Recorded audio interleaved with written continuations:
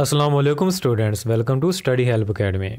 Students, आज के इस लेक्चर में हम लिटरेचर को डिस्कस करेंगे कि लिटरेचर क्या है, इसकी डेफिनेशन क्या है और लिटरेचर किस ज़ुबान के वर्ड से ड्राइव किया गया है। तो सबसे पहले हम बात कर लेते हैं लिटरेचर वर्ड की। तो जो लिटरेचर वर्ड है ये एक लैटिन वर्ड लिटरेचर से ड्राइव किया गया है और लिटरेचरा लिटरस है जिसके मायने होते हैं लेटर्स।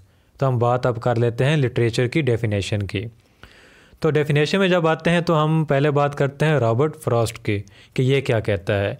ये कहता है कि literature is a performance in words. तो यहाँ पे आपको एक मैं बात बता दूँ कि कई सारे राइटर्स ने लिटरेचर की कई सारी डेफिनेशंस की हैं और ये डेफिनेशंस वक्त गुजरने के साथ चेंज भी होती रही हैं और जितने राइटर्स ने इस लिटरेचर की डेफिनेशंस बयान किए हैं वो इसकी प्रॉपर्टीज़ की बेसिस पे बयान किए हैं।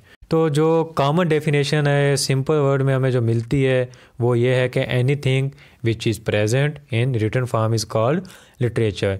कि कोई भी चीज़ जो कि हमें रिटन फॉर्म में मिलती है उसको हम लिटरेचर कहते हैं। ये आजकल जो कॉमन और सिंपलेस्ट डेफिनेशन है लिटरेचर की यही कही जाती है, लेकिन ये जो दो लाइनों में बयान की गई ये चीज़ ये किसी भी लिटरेचर की डेफिनेशन को बयान करने के लिए काफ़ी नहीं है। वो इसलिए नहीं है कि अगर हम सिर्फ रिटन चीज़ को ही लिटरेचर माने तो उस लिटरेचर का क्या होगा जो कि हमें स्पोकन फॉर्म में मिला है, जो कि हमें कहानियों की सूरत में मिला है। क्योंकि जो हमारे एंशियंट टाइम के जो हमारे आबाओ अजदाद थे उस टाइम कई सारी वार्स यानी जंगें हुई थी।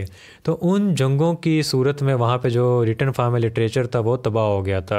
तो उसके बाद जो वहाँ के लोग थे वो स्टोरी टेलिंग मेथड के ज़रिए वो जो अपना पीस ऑफ राइटिंग था जो उनको याद था वो वहाँ पे बयान करते थे।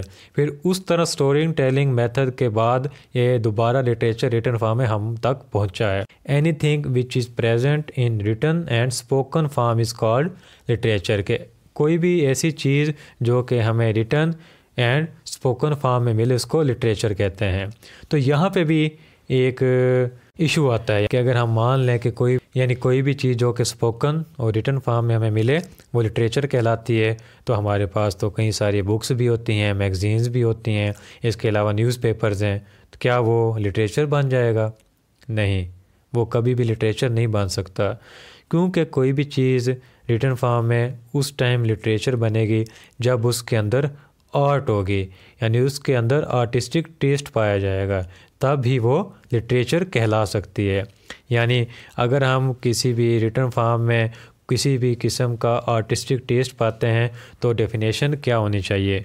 PCs of writing that are valued as work of art specially novels, plays and poems having the artistic taste. यानी पीसीज ऑफ राइटिंग जो कि आर्ट एक रखते हो, यानी उनके अंदर आर्टिस्टिक टेस्ट पाया जाए।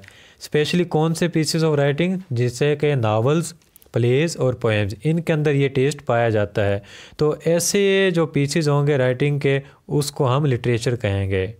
कौन से ख़ास तौर पे रिपीट करूँ? नावल्स, प्लेज एंड पोएम्स, इनके अंदर आर्टिस्टिक टेस्ट पाया जाता है क्योंकि ये अपने जो रीडर्स हैं उनको एस्थेटिक प्लेजर मुहैया करते हैं। यहाँ पे एस्थेटिक प्लेजर क्या होता है? यानी कि ब्यूटी ऑफ राइटिंग, यानी वो इस तरह कोई भी चीज़ राइट करते हैं जैसे कि पोएम्स हैं, प्लेज हैं, नावल्स हैं, उनको एक खूबसूरत अंदाज देते हैं कि पढ़ने वाला उसको एंजॉय करता है। जैसे कि पोएम्स अगर कोई पढ़ रहा है तो उसको इमेजिनेशन की दुनिया में लेके चली जाती है, तो इसको क्या कहेंगे? Aesthetic pleasure. और जो ये लिटरेचर होता है ये हमेशा एक स्पेसिफिक लैंग्वेज में लिखा जाता है और ये एक स्पेसिफिक लैंग्वेज में लिखने की वजह से वहाँ का एक स्पेसिफिक कल्चर बयान करता है और उसकी एरा बयान करता है।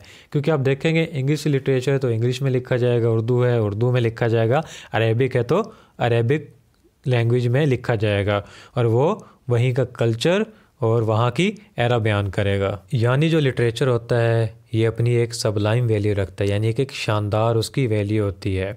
जो लिटरेचर होता है वो पढ़ने वाले को एक रियल दुनिया से इमेजिनेशन की दुनिया की तरफ ले जाता है। ये लिटरेचर की एक ख़ासियत है। यानी जो लिटरेचर का ये जो आर्टिस्टिक टेस्ट होता है जिसमें ये एक आर्ट होती है लिटरेचर में, जो वो किसी भी ज़माने की लाइफ की एक ट्रू पिक्चर दिखाती है उसके अलावा वहाँ के जो फैक्ट्स हैं, फिगर्स हैं, लाइफ का रहन सहन है वो बताता है। उस ज़माने का मिरर होता है ये लिटरेचर जो होता है। उस लाइफ के जो इवेंट्स हैं, उनकी जो हैप्पीनेस है, उनकी जो सॉरो है यानी कि उनकी सैडनेस वगैरह, उनकी जो गमी खुशी है, उसको भी ये डील करता है। लिटरेचर किसी भी जगह के जो पीपल हैं, जो लोग हैं, उनके ट्रेडिशन को, कल्चर को रिप्रेजेंट करता है। इवन ये भी बताता है कि वो किस तारीख़ में लिखा गया है, यानी वो लिटरेचर पढ़ने वाला ख़ुद ही ये फ़ील कर लेता है, जान लेता है कि लिटरेचर किस तारीख़ में, किस दौर में, किस एरा में लिखा गया है। लिटरेचर इज़ अ थाट, कि लिटरेचर एक थाट है। There is no literature without imagination, कि अगर इमेजिनेशंस नहीं है तो वो लिटरेचर नहीं है।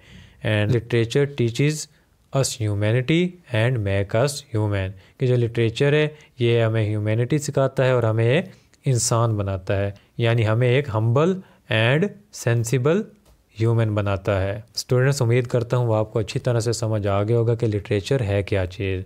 तो मिलते हैं नेक्स्ट वीडियो में, तब तक अपना ख्याल रखिएगा। अल्लाह हाफिज़।